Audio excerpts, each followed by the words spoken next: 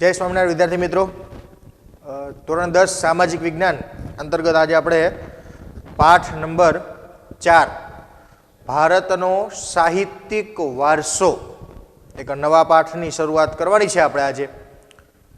આપણે દરેક જાણીએ છીએ સાહિત્ય એટલે શું, સાહિત્ય કોને કહેવાય, બરાબર?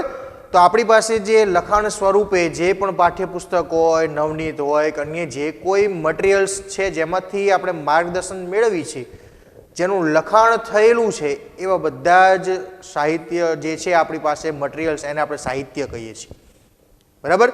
અને આપણા દેશની અંદર બહુ જ જૂના સમયથી વર્તમાન સમય સુધી સતત ને સતત કંઈક ને કંઈક એવા લખાણ કોઈને કોઈ કવિઓ, લેખકો, સંતો, રાજા મહારાજાઓ દ્વારા સતત ને સતત કંઈક લખાતું જ રહ્યું. એવા કેટલાય લખાણો પ્રસિદ્ધ સમયાંતરે થતા રહ્યા.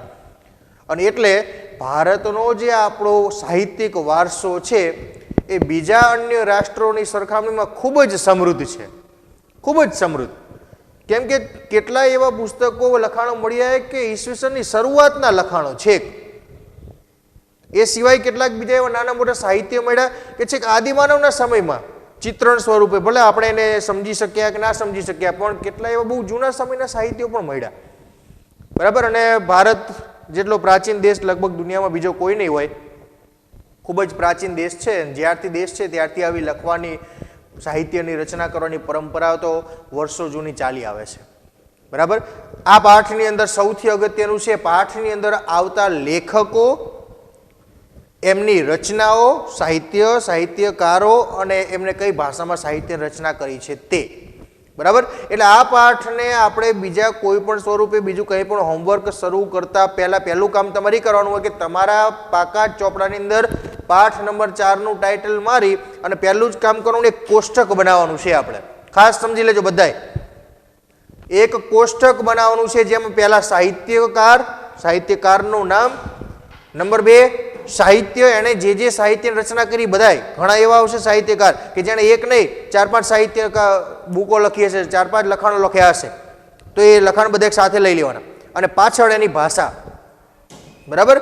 કે સાહિત્યની ભાષા કઈ હતી, સંસ્કૃત હતી, ફારસી હતી, ઉર્દુમાં લખાયેલા, ગુજરાતીમાં લખાયેલા જે છે તે. અને એનું થોડું માર્ગદર્શન જો જોતું હોય કઈ રીતે કોષ્ટક બનાવવું છે, તો એ સરસ મજાનું વ્યવસ્થિત કોષ્ટક દરેક પાસે જો નવનીત હોય તો નવનીતની અંદર સરસ મજાનું એક કોષ્ટક તમને આપેલું છે. બેઠો ઉતારો આપણે કરવાનો નથી, આપણે 3 જ વિગત જોઈશી. સાહિત્યકાર, પહેલા સાહિત્યકારનું નામ સમજી લે કે મહાકવિ કાલિદાસ, અહીંયા લખો. સાહિત્યનું નામ બીજા બાજુમાં કોષ્ટકમાં તો કે એને જે સાહિત્યની રચના કરી, ઋતુસંહાર, મેઘદૂત, બરાબર, અભિજ્ઞાન શાકુંતલમ, જેટલા લેખાય બધાય નામ. અને પાછળ ભાષા, કઈ ભાષામાં લેખા તો કે સંસ્કૃત. બસ આટલી 3 કોષ્ટક. આ એક કોષ્ટક તૈયાર બની જાય પછી એક કોષ્ટક તમે તૈયાર કરી નાખો એટલે આપણો આ પાઠ તૈયાર.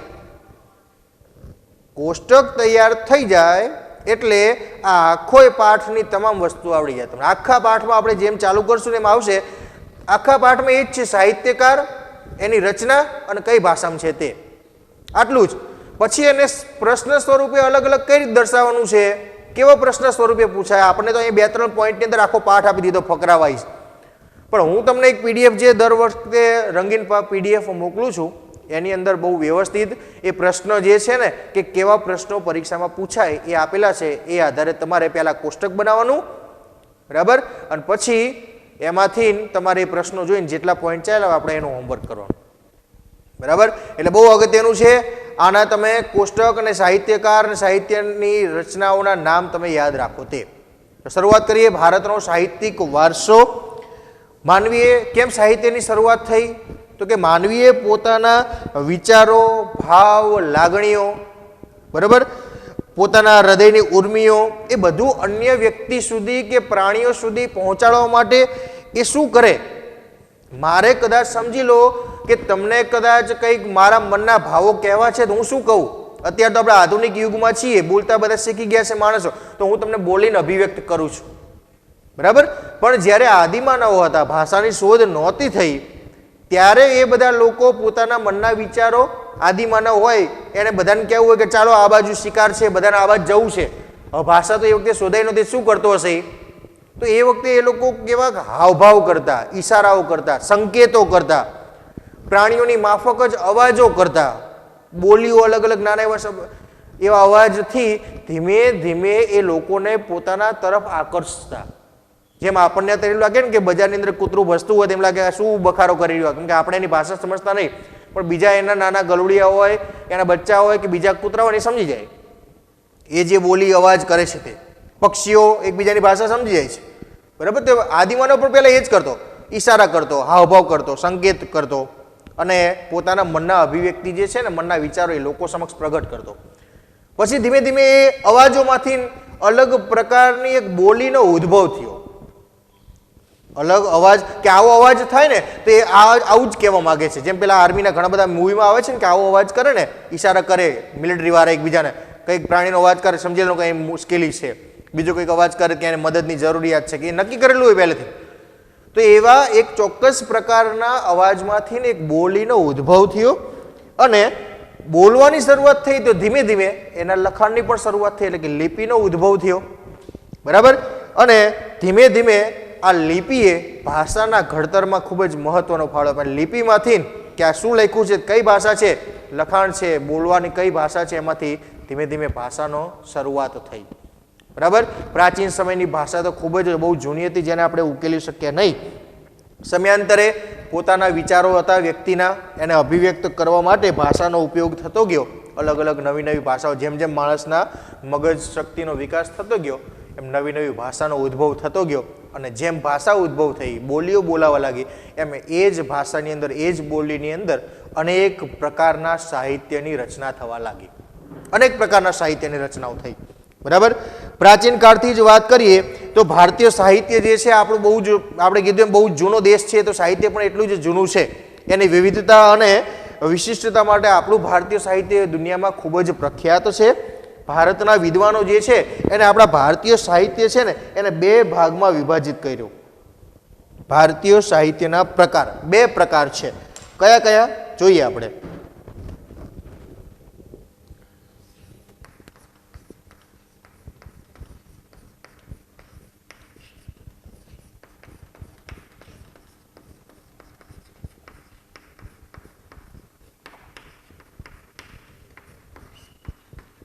ભારતનું જેટલે કંઈ પણ સાહિત્ય છે એ બે પ્રકારે છે. કયા કયા બે પ્રકારે છે તો એ બે પ્રકાર આપણે અહીંયા જોઈએ તો એમાં એક છે વૈદિક સાહિત્ય અને બીજું છે પ્રશિષ્ટ સાહિત્ય. ખાસ યાદ રાખજો, બરાબર.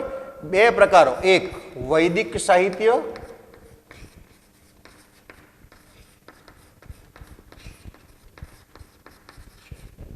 અને બીજું પ્રશિષ્ટ સાહિત્ય.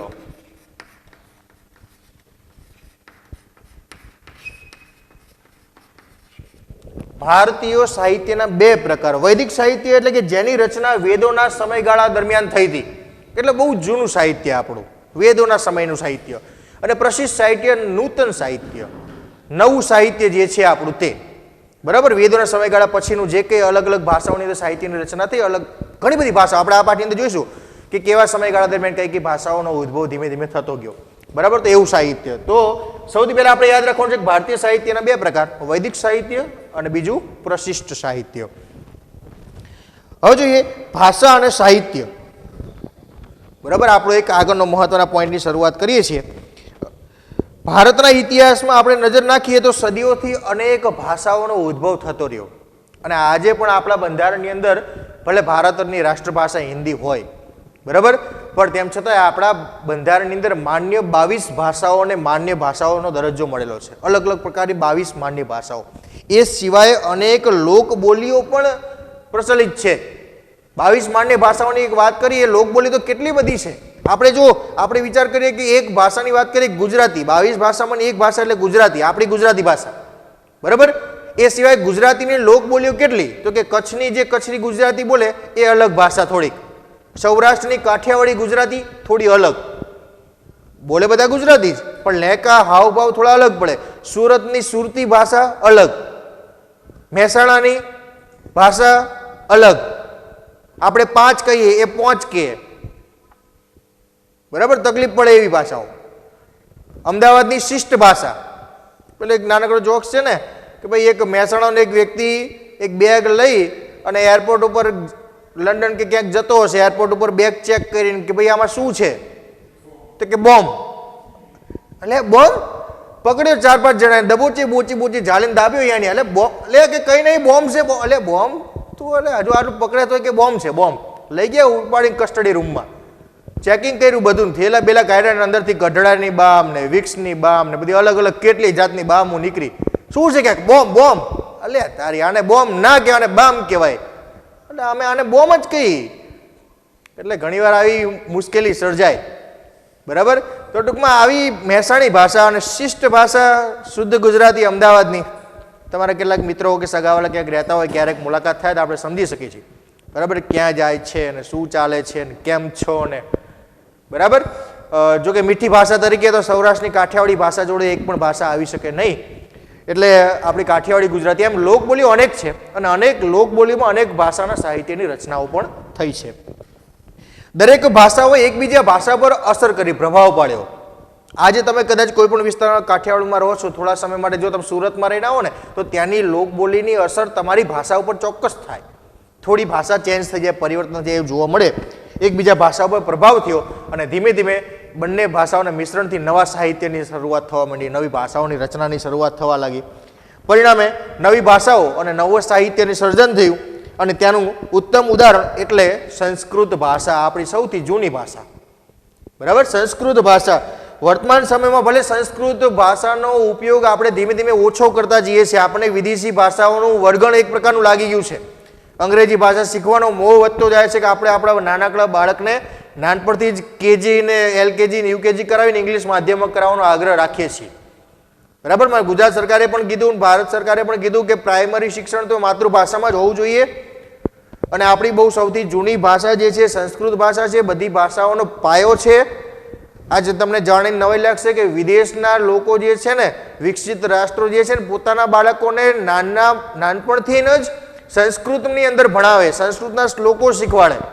અને આપણે એને અહીંયા એબીસીડી અને old McDonald, has a farm ને અહીંયાથી ચાલુ કરીએ. આપણે અંગ્રેજી પાછળ પડ્યા છીએ. વાસ્તવમાં સંસ્કૃત જ દુનિયાની બધી જ મોટા ભાગની ભાષાનો પાયો છે, એનું મૂળ છે. અને મોટા ભાગના ધાર્મિક કાર્યો આજે તો સંસ્કૃત બહુ ઓછું બોલીશ, પણ કેટલાક ધાર્મિક કાર્યો, પૂજા પાઠ, હવન હોય, હજુ પણ સંસ્કૃત ભાષાનો ઉપયોગ થાય છે.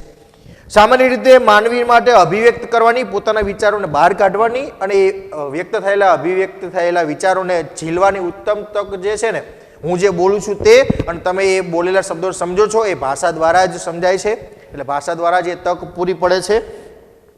પ્રાચીન સમયની જે ભાષા હતી એ બહુ હડપ્પા લિપિ જે જૂની હતી એ હડપ્પા સમયની લિપિ હતી. બહુ જૂની સમયની જે લિપિ હતી ને, આપણી મોહેંજો-દડોની સંસ્કૃતિનું નગર હડપ્પા. બરાબર. ધોળાવીરા, લોથલ, ઘણા બધા નગરો છે. તો એ સમયે જે લિપિ ચાલતી હતી ને, એ હડપ્પા સમયની લિપિ છે, જે આજ સુધી ઉકેલાઈ શકાય નથી. પ્રાચીન ભારતની લિપિ આપણે અહીંયા પોઈન્ટ પર નોટ ડાઉન કરતા જઈએ. પ્રાચીન સમયની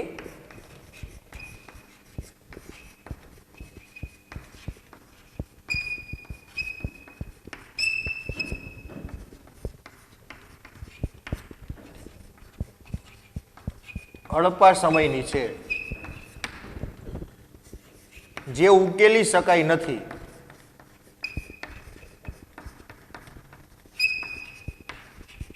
હવે લિપિ ઉકેલી શકાય નથી, આપણે સમજી શક્યા નથી કે આ લિપિ કઈ છે, તો સ્વાભાવિક છે એની ભાષાનો પણ આપણને ખ્યાલ મળે નહીં. એટલે કે પ્રાચીન ભારતના લોકો કઈ ભાષા બોલતા છે એના વિશે આપણને કંઈ ખાસ માહિતી છે નહીં.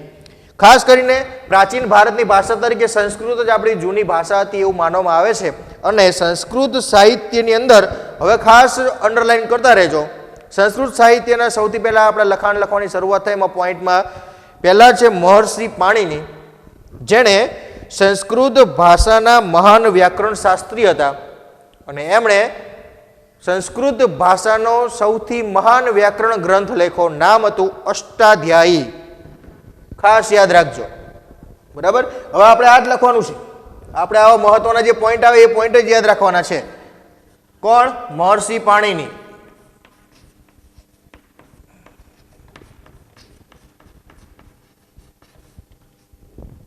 કઈ ભાષા? તો કે સંસ્કૃત ભાષા.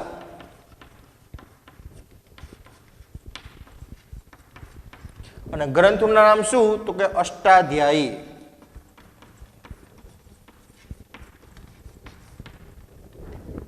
બરાબર. મહર્ષિ પાણિનીએ સંસ્કૃત ભાષાની અંદર અષ્ટાધ્યાયી ગ્રંથની રચના કરી. ઈસવીસન પૂર્વે 4થી સદીમાં, જો આગળ પણ કીધું હતું, ઈસવીસન પૂર્વે એટલે કે ઈસવીસનની શરૂઆતથી આગળની 4થી સદી, એક સદી એટલે 100 વર્ષ પૂર્વે, 4થી સદી ઈસવીસનની શરૂઆતના આગળના 400 વર્ષ પહેલા, આ 2020 થઈ, બીજા 400 વર્ષ, તો 2420 વર્ષ પહેલા મહર્ષિ પાણિનીએ સંસ્કૃત સાહિત્યનો વ્યાકરણનો સૌથી મહાન ગ્રંથની રચના કરી હતી. નામ હતું અષ્ટાધ્યાયી. બરાબર. અષ્ટાધ્યાયી ગ્રંથની રચના એ વખતે થઈ. સંસ્કૃત ભાષા જે છે ને એ આર્ય ભાષા, ઋષિઓની ભાષા કે વિદ્વાનોની ભાષા કહેવામાં આવે છે. આ એક બહુ મહત્વની વાત છે. સંસ્કૃત જે છે, સંસ્કૃત એને આર્યોની ભાષા, ભારતના પ્રાચીન નિવાસી આર્યોની ભાષા, આપણા ઋષિ મુનિઓ બોલતા એટલે ઋષિઓની ભાષા અને વિદ્વાનોની ભાષા કહેવામાં આવે છે, કે હોશિયાર વ્યક્તિઓની ભાષા.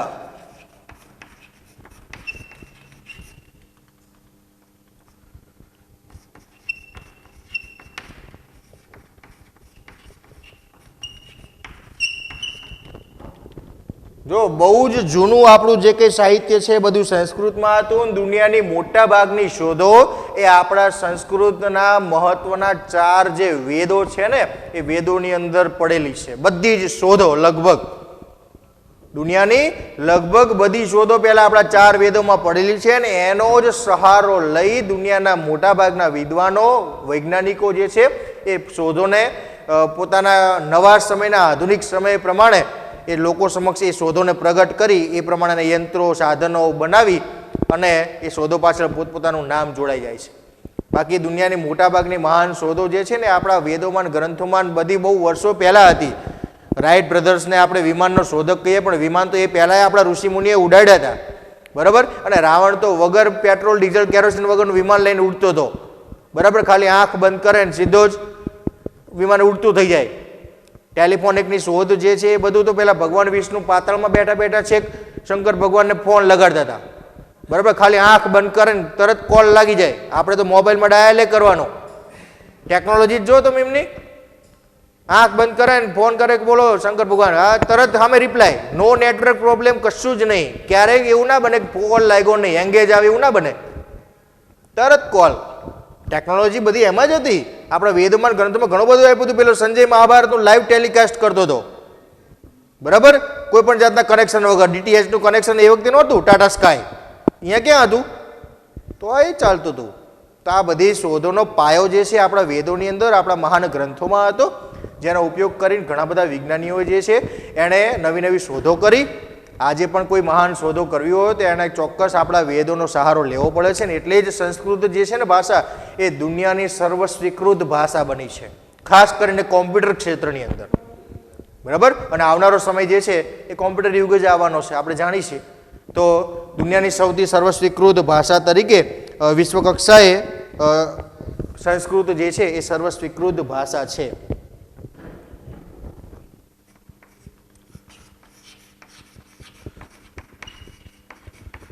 વિશ્વ કક્ષાએ સંસ્કૃત સર્વ સ્વીકૃત, કે દુનિયાના દરેક દેશો સ્વીકારતા હોય એવા સર્વસ્વીકૃત, અને ખાસ કરીને કમ્પ્યુટર ક્ષેત્રમાં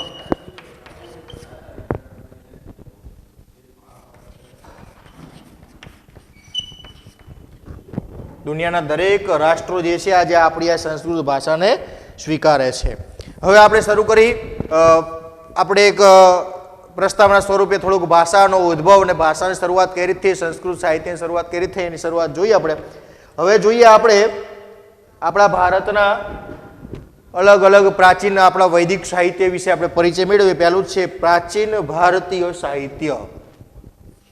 પોઈન્ટ છે પ્રાચીન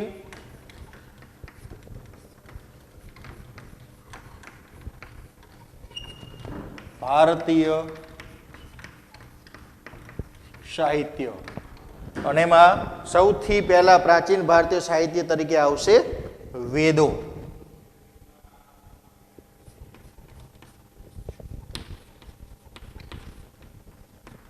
અને વેદ કેટલા છે આપણે જાણીશું, બરાબર. મુખ્ય 4 વેદો જે છે આપણા, એ 4 વેદ કયા કયા, તો એના વિશે આપણે પરિચય મેળવીએ. તેમાં પહેલું છે, વેદનો અર્થ થાય પહેલા તો અહીંયા એ લખીએ, જાણવું. વેદ એટલે જાણવું.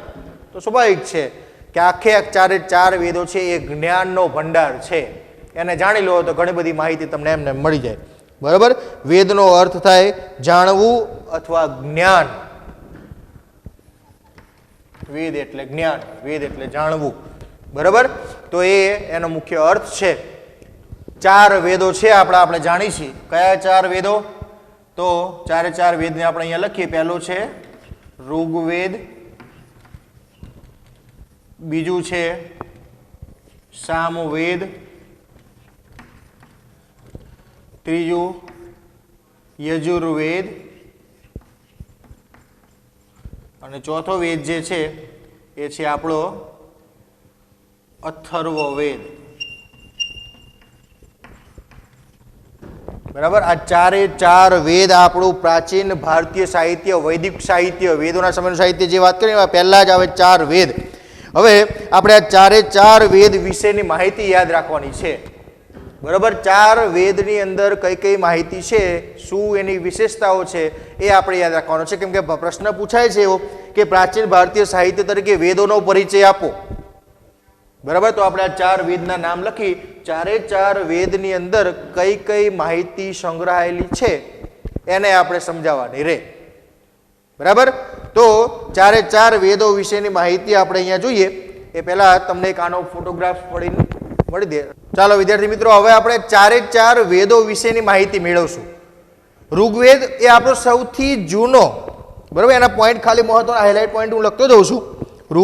ઋગ્વેદ જે છે ભારતીય સાહિત્યનું સૌથી પ્રાચીનતમ પુસ્તક છે, સૌથી જૂનામાં જૂનું પુસ્તક, સૌથી જૂનો વેદ, બરાબર. ઋગ્વેદ સૌથી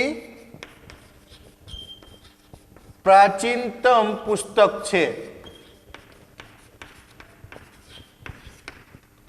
ઋગ્વેદ જે છે સૌથી જૂનામાં જૂનો વેદ આપણો, સૌથી મોટો, સૌથી જૂનામાં જૂનો વેદ, સૌથી પ્રાચીનતમ પુસ્તક છે, જેમાં 1028 ઋચાઓનો સંગ્રહ છે.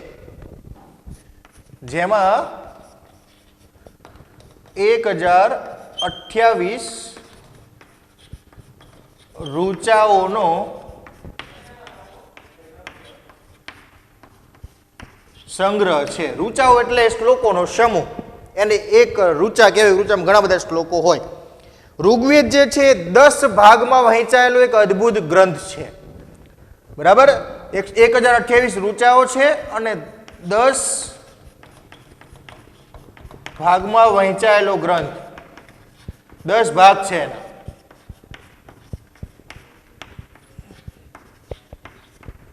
બરાબર. ઋગ્વેદ વિશેની માહિતી આપણે મેળવીએ છીએ. એમાં જે મોટા ભાગની જે ઋચાઓ જે છે એ ઋચાઓ બધી દેવી અને દેવતાઓની સ્તુતિઓ છે.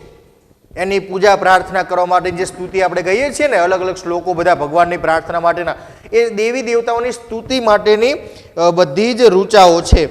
અને આ જે સ્તુતિઓ છે એ યજ્ઞ પ્રસંગે, ખાસ કરીને યજ્ઞ પ્રસંગે આ બધી સ્તુતિઓનો ઉપયોગ કરવામાં આવે છે. આપણે જોઈએ છે ઘણા બધા યજ્ઞો કરી છે તે વખતે જે મંત્રોચ્ચાર થતા હોય છે એ વેદોના હોય છે, ઋગ્વેદના હોય છે, બરાબર. એમાંથી કેટલીક સ્તુતિઓ એવી હતી કે જે ઉષા, સવારનું જે આપણે પર્યાય શબ્દ ઉષા કહીએ, સવારનું જે સુંદર દ્રશ્ય હોય ઉગતા સૂર્યનું, તો એને અનુલક્ષીને કેટલીય મનમોહક સુંદર એવી કેટલીય ઋચાઓ, બરાબર, એ પણ અહીંયા ઋગ્વેદની અંદર ઉષાનું સંબોધન કરતી કેટલીય ઋચાઓનું અહીંયા આલેખન થયેલું છે. આ ગ્રંથ જે છે એ સપ્ત સિંધુના પ્રદેશમાં, 7 નદીઓનો પ્રદેશ, આપણે અગાઉ પણ કીધું હતું 7 નદીઓ કઈ કઈ? સિંધુ, ઝેલમ, ચિનાબ, રાવી, બિયાસ, સતલુજ અને સરસ્વતી, બરાબર. આ સપ્ત સિંધુનો પ્રદેશની અંદર વસેલા આર્ય લોકોએ વેદોની રચના કરી. તો આ ગ્રંથની અંદર આર્ય લોકોના રાજકીય, સામાજિક, ધાર્મિક તેમજ એમની આર્થિક બાબતોનું વર્ણન એ ઋગ્વેદની અંદર જોવા મળે છે. બરાબર, તો ઋગ્વેદની કેટલીક મહત્વની ખાસ વાતો આપણે અહીંયા લખતા જઈએ, પોઈન્ટ લખતા જઈએ છીએ. તો જે ઋચાઓનો સંગ્રહ છે ને જે સ્તુતિઓ જે છે, બરાબર, દેવી દેવતાઓની સ્તુતિ છે, એ જે મોટા ભાગે બધી જ ઋચાઓ જે છે એમાં દેવોને લગતી સ્તુતિ છે.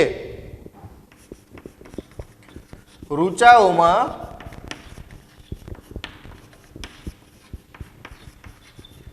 દેવોને લગતી સ્તુતિ છે.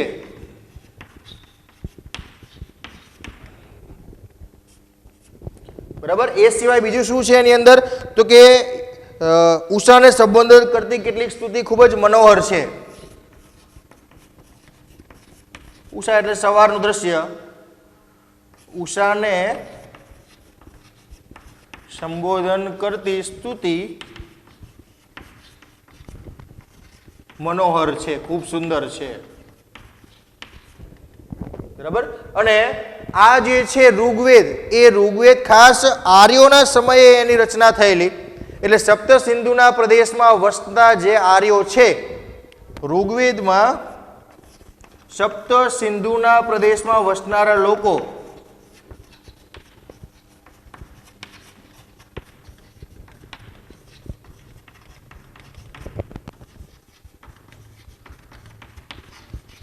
આર્યોની સામાજિક, ધાર્મિક,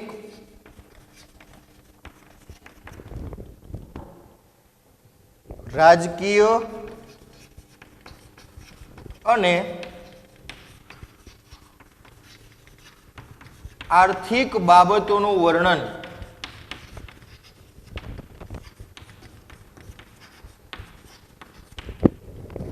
બરાબર ઋગ્વેદની અંદર આમ આર્યોની આ બધી માહિતીનું વર્ણન કરવામાં આવેલું છે.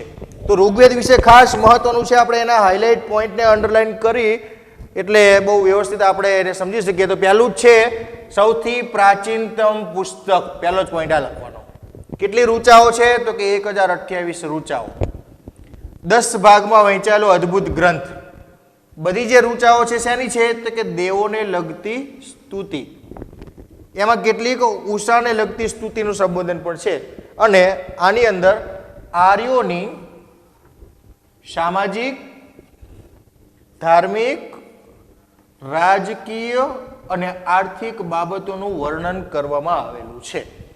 બરાબર, સૌથી જૂનો ગ્રંથ છે, સૌથી મોટો ગ્રંથ છે, એટલે એના વિશે થોડી વિશેષ માહિતી આપેલી છે. બાકીના જે આપણા 3 ગ્રંથો છે એના વિશે બહુ ઓછી માહિતી છે. જોઈએ આપણે બાકીના ગ્રંથો વિશે. જેમાં બીજો ગ્રંથ છે સામવેદ.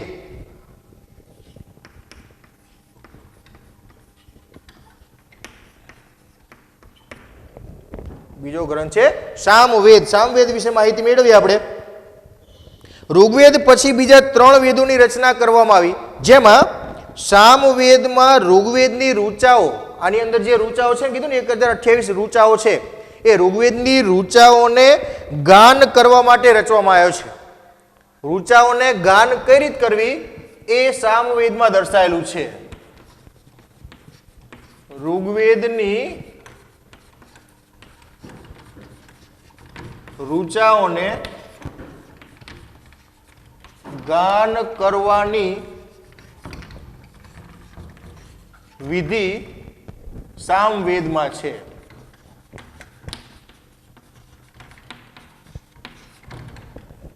એટલે કે આ આખો જે ગ્રંથ જે છે ને એ સંગીતને લગતો ગ્રંથ છે.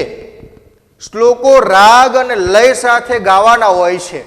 બરાબર, એટલે સંગીતને અને કયા રાગથી કયા લયથી ગાવાના બધી માહિતી સામવેદની અંદર આપેલી છે. સંગીતને લગતો ગ્રંથ હોવાથી એણે આ ગ્રંથને સંગીતની ગંગોત્રી પણ કહેવામાં આવે છે. સંગીતને લગતો ગ્રંથ હોવાથી આ ગ્રંથને શું કહેવામાં આવે છે? તો કે સંગીતની ગંગોત્રી.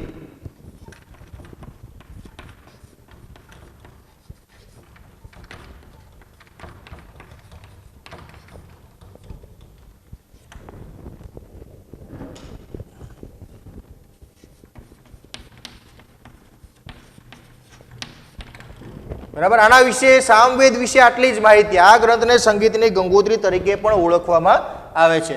ત્યારબાદનો વેદ છે એ છે યજુર્વેદ. આ બધા વેદો વિશે બહુ ઓછી માહિતી આપણને આપેલી છે. યજુર્વેદ છે યજ્ઞનો વેદ કહેવાય છે. યજુર્વેદમાં શું છે? યજ્ઞનો વેદ.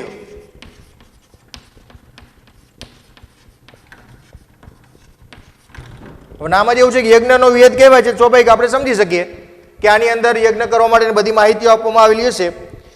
આ વેદ જે છે એ ગદ્ય અને પદ્ય સ્વરૂપે રચાયેલો છે.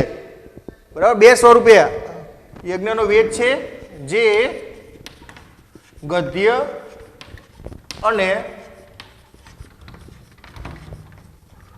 પદ્ય સ્વરૂપે રચાયેલો છે. હવે ગદ્ય એટલે શું? પાઠ, આખું સીધું લખાણ હોય ફકરો તે. પદ્ય એટલે કવિતા, કે બે ત્રણ લીટીઓની કવિતા આપી એનો ગહન વિચાર અર્થ કરીએ તો ઘણો વિસ્તાર લાંબો થતો હોય તે. બરોબર. એટલે ગદ્ય અને પદ્ય સ્વરૂપે આ ગ્રંથ જે છે એ લખાયેલો છે, જેમાં યજ્ઞ વખતે બોલવામાં આવતા મંત્ર, ક્રિયાઓ અને વિધિઓનું વર્ણન છે. જેમાં આપણે યજ્ઞ કરીએ, યજ્ઞ વખતે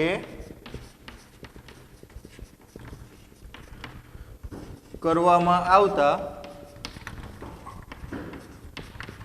મંત્રો, ક્રિયાઓ અને વિધિનું વર્ણન અને વિધિઓનું વર્ણન છે. ખાસ યજુર્વેદ વિશે આટલી માહિતી. ખાસ યજ્ઞનો વેદ છે ને બધી માહિતી એની અંદર જે છે એ યજ્ઞને લગતી છે. બે સ્વરૂપે છે આખો ગ્રંથ જે છે, ગદ્ય અને પદ્ય સ્વરૂપે છે. અને એની અંદર તમામે તમામ યજ્ઞ વખતે જે કંઈ કામ કરીએ છીએ આપણે, મંત્રો, ક્રિયાઓ અને વિધિઓ, એનું વર્ણન વિશેષ આની અંદર આપેલું છે. બરાબર. ત્યારબાદ આપણો છેલ્લો જે ગ્રંથ છે એ છે અથર્વવેદ. આ વેદ જે છે, આ વેદની અંદર અનેક પ્રકારના કર્મકાંડ અને સંસ્કારોનું વર્ણન કરવામાં આવેલું છે. અનેક પ્રકારના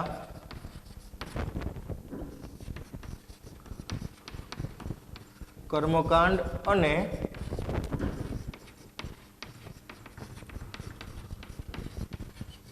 સંસ્કારોનું વર્ણન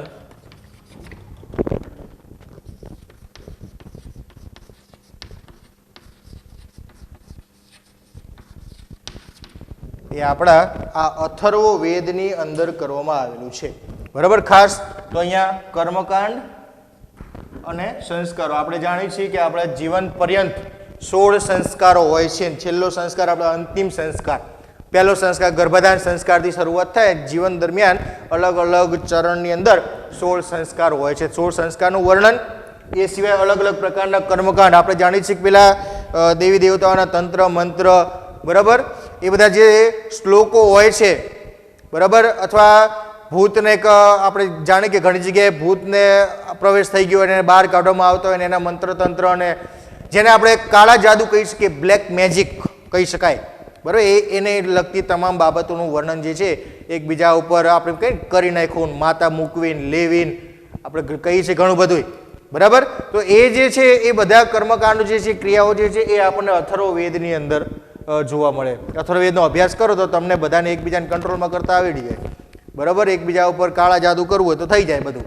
તો ટૂંકમાં આમ ચારે ચાર વેદની અંદર આવી વિશેષ આપણી અલગ અલગ માહિતી આપેલી છે, જેને આપણે અહીંયા યાદ રાખવાની છે. ચારે ચાર વેદો, એમાં ઋગ્વેદ સૌથી મોટો, જૂનો, પ્રાચીન વેદ છે, જેના વિશે વિશેષ માહિતી આપણને અહીંયા આપેલી છે, બરાબર. આગળ જોઈએ હજુ આપણે વૈદિક સાહિત્ય તરીકે ઉપનિષદો. તો વિદ્યાર્થી મિત્રો, ભારતીય પ્રાચીન વૈદિક સાહિત્ય તરીકે વેદોનો પરિચય મેળવ્યા પછી વેદોની અંદર જે કંઈ માહિતી આપવામાં આવી હતી એટલામાં ભારતીય પ્રાચીન સાહિત્યનો સમાવેશ થઈ શક્યો નહીં. એટલે મનુષ્ય જીવન જેમ જેમ આગળ વધતું ગયું, એની માનસિક ક્ષમતાનો જેમ જેમ વિકાસ થતો ગયો, નવી નવી ભાષાઓ, નવા નવી બોલીઓ એનો ઉદ્ભવ થતો રહ્યો, એમ નવા નવા વિચારો, એના મગજના પ્રશ્નો એ પણ વધતા ગયા.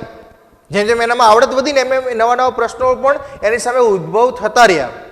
અને એ બધા પ્રશ્નોનું આવડત એની જે કંઈ મૂંઝવણ હતી, સમસ્યાઓ હતી, એનું સમાધાન કરવા માટે એક નવા સાહિત્યની રચના થઈ, જેના નામ હતા ઉપનિષદ.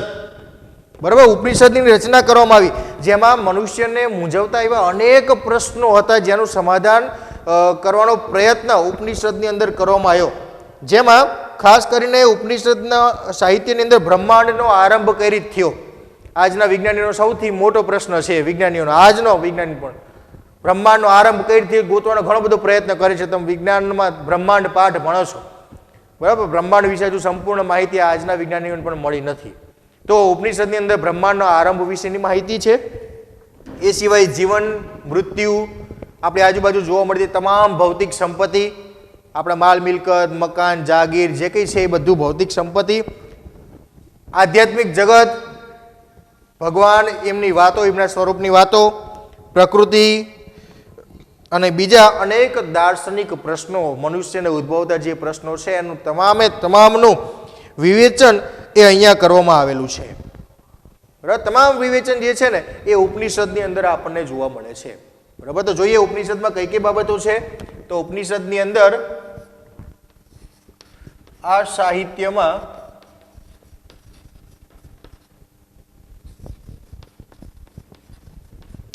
બ્રહ્માંડનો આરંભ, બરાબર, એ સિવાય જીવન, મૃત્યુ,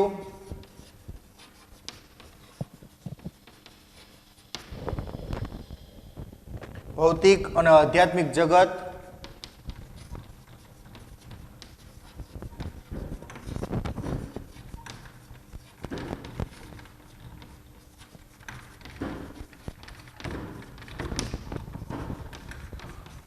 જ્ઞાન, પ્રકૃતિ અને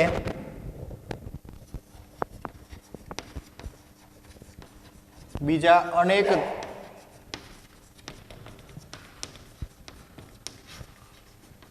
દાર્શનિક પ્રશ્નોનું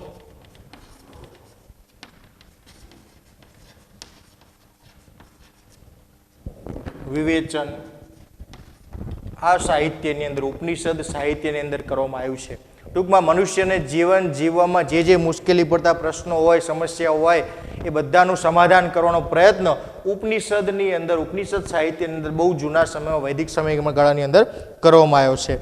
બૃહદારણ્ય અને છાંદોગ્ય એ શરૂઆતના ઉપનિષદ છે, ખાસ યાદ રાખવાનું. બૃહદારણ્ય અને છાંદોગ્ય એ શરૂઆતના ઉપનિષદો છે, પહેલા લખાયેલા ઉપનિષદો.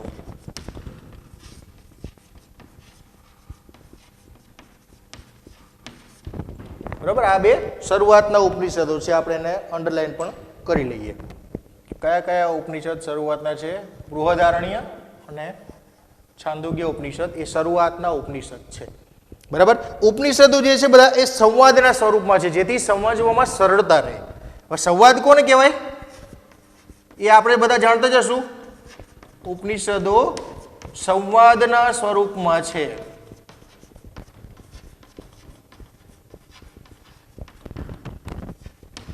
સંવાદ કોને કહેવાય?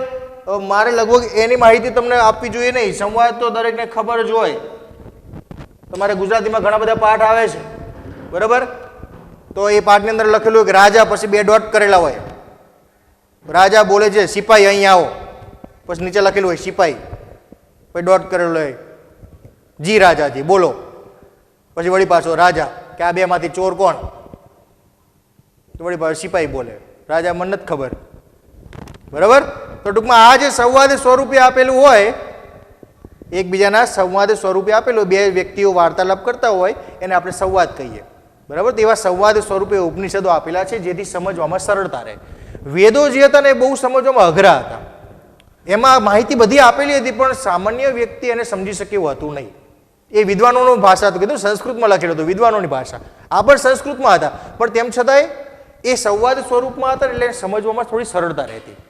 બરાબર, ઉપનિષદ વેદો 4 હતા, યાદ રાખજો, વેદો 4 હતા. ઉપનિષદ કેટલા હતા? તો ઉપનિષદ હતા 108. મુક્તિકો નામના ઉપનિષદની અંદર ઉપનિષદની સંખ્યા દર્શાવવામાં આવી કે 108 ઉપનિષદ હતા. મુક્તિકો ઉપનિષદમાં આ ઉપનિષદનું નામ છે મુક્તિકો ઉપનિષદ જે છે તેની સંખ્યા 108 દર્શાવી છે. તેની સંખ્યા 108 દર્શાવી છે. તેની એટલે છે એની ઉપનિષદોની કે ઉપનિષદ કેટલા હતા તો કે 108 સંખ્યા એની દર્શાવેલી છે. કયા ઉપનિષદની અંદર દર્શાવેલી છે તો કે મુક્તિકો ઉપનિષદમાં 108 ઉપનિષદ હતા એવી સંખ્યા દર્શાવેલી છે. આમ હજુ આપણું વૈદિક સાહિત્ય પૂર્ણ થયું નથી. આપણે વૈદિક સાહિત્ય પ્રાચીન ભારતના સાહિત્ય તરીકે વેદો અને ઉપનિષદ વિશેનો પરિચય મેળવ્યો. બરાબર, આવતીકાલે હજુ પણ આપણે એથી વિશેષ બીજા અન્ય સાહિત્ય વિશેનો પરિચય મેળવવાનો છે. તો ત્યાં સુધી આપણા લેક્ચરને આપણે અહીંયા એન્ડ કરીશું. જય સ્વામિનારાયણ.